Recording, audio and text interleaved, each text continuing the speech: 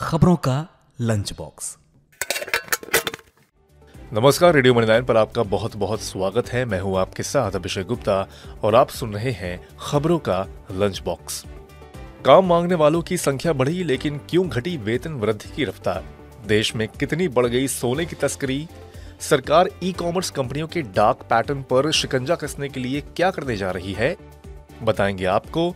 और इसके अलावा भी होंगी बिजनेस और पर्सनल फाइनेंस से जुड़ी कई और बड़ी खबरें। तो चलिए खोलते हैं खबरों का लंच बॉक्स। फेस्टिव सेल में ऑनलाइन ऑफर्स तो कई सारे आते हैं। कभी कभी फायदा होता है, लेकिन कभी कभी कंपनियां ऐसे डार्क पैटर्न्स अपनाती हैं जिससे कि कस्टमर्स को ही नुकसान हो जाता है। लेकिन अब ऐसा नहीं हो पाएगा। फेस्टिव सेल में ई कॉमर्स कंपनियां अब कस्टमर्स को बेवकूफ नहीं बना पाएंगी। सरकार इनकी डार्क पैटर्न पर शिकंजा कसने जा रही है।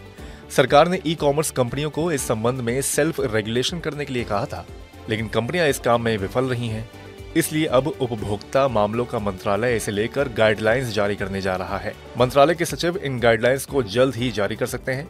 इन गाइडलाइंस के आने के बाद ई कॉमर्स कंपनियों को अपनी डार्क पैटर्न मार्केटिंग पर रोक लगानी होगी। लंच बॉक्स में अगली खबर जॉब से जुड़ी है। कोविड महामारी के बाद लेबर सप्लाई में सुधार का असर वेज ग्रोथ पर पड़ा है। श्रम बल उपलब्धता में सुधार होने से वेतन में वृद्धि की रफ्तार घटी है। इसके साथ ही लैंगिक आधार पर वेतन में अंतर भी बढ़ गया है। Centre for social and economic progress के अध्यक्ष लवीश भंडारी का कहना है कि कोविड के बाद की अवधि में लेबर सप्लाई में सुधार का ओवरऑल वेज ग्रोथ पर असर पड़ा है, जो पिछले साल की तुलना में कम है। पीरियोडिक लेबर फोर्स सर्वे के आंकड़ों के मुताबिक शहरी क्षेत्रों में नियमित वेतनभोगी कर्मचारियों की औसत वेतन वृद्धि दर 2022-23 में घटकर 4.9% पर आ गई है, जो 2021-22 में 8.3% थी। मैनेजरियल और प्रोफेशनल्स जॉब की तुलना में कम वेतन वाली नौकरियां जैसे कि क्लर्क, सर्विस और स्केल वर्कर्स की वेतन वृद्धि में ज्यादा गिरावट दर्ज की गई है। शहरी क्षेत्र में मैनेजरियल जॉब्स के लिए औसत वेतन वृद्धि 19.6% रही, जबकि क्लर्क के वेतन में 5.4% और सर्विस और सेल्स वर्कर्स के लिए वेतन वृद्धि 1.4% रही है। अब खोलते हैं लंच बॉक्स का अगला डब्बा।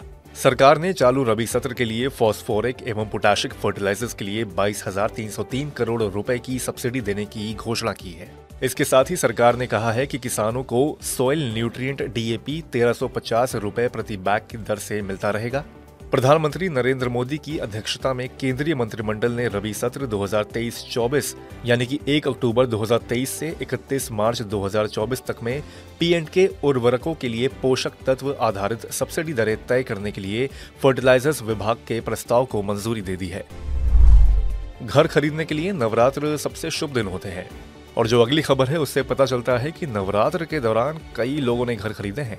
नवरात्रि का त्योहार मुंबई मेट्रोपॉलिटन रीजन के प्रॉपर्टी मार्केट के लिए बेहद शानदार रहा है। नवरात्रि के दौरान मुंबई में प्रॉपर्टी की रजिस्ट्री बीते साल के मुकाबले 37.4% ज्यादा हुई है। हाउसिंग यूनिट्स के रजिस्ट्रेशन में तेज उछाल के चलते राज्य सरकार के राजस्व में जोरदार बढ़ोतरी हुई है। राज्य सरकार के खजाने में प्रॉपर्टी रजिस्ट्रेशन से कुल 435 करोड़ रुपए आए हैं।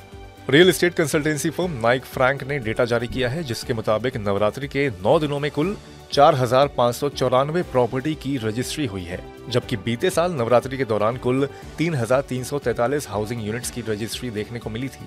नवरात्रि के दौरान हर दिन 510 हाउसिंग यूनिट्स की रजिस्ट्री हुई है, तो बीते साल 371 यूनिट्स की औसतन हर दिन रजिस्ट्री देखने को मिली थी।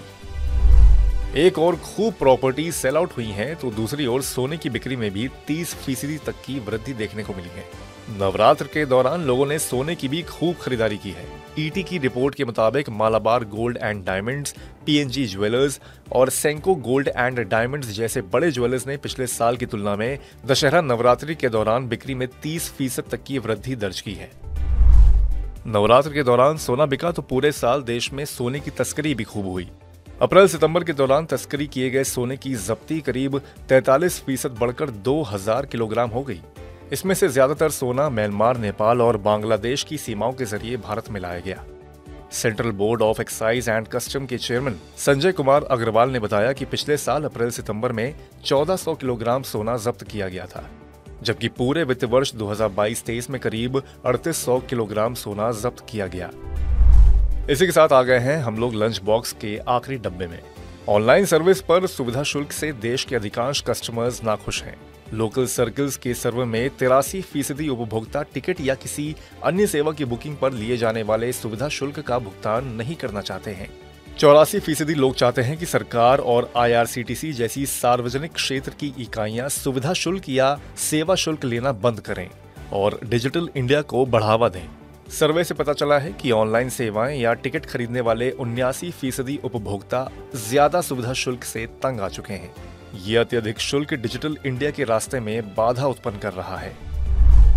तो इसी के साथ बंद करते हैं खबरों के लंच बॉक्स को। उम्मीद है कि इसमें पेश की गई खबरें आपको पसंद आई होंगी। अगर ऐसा है तो हमें कमेंट करके जरूर बताएं। बाकी बिजनेस और पर्सनल फाइनेंस से जुड़ी और खबरों के लिए सुनते रहिए रेडियो मनी 9 और डाउनलोड कर लीजिए हमारे मनी 9 ऐप को। हमेशा की तरह मैं हूं आपके साथ अभिषेक गुप्ता। अभी लेता हूं विदा। धन्यवाद। खबरों का लंच बॉक्स।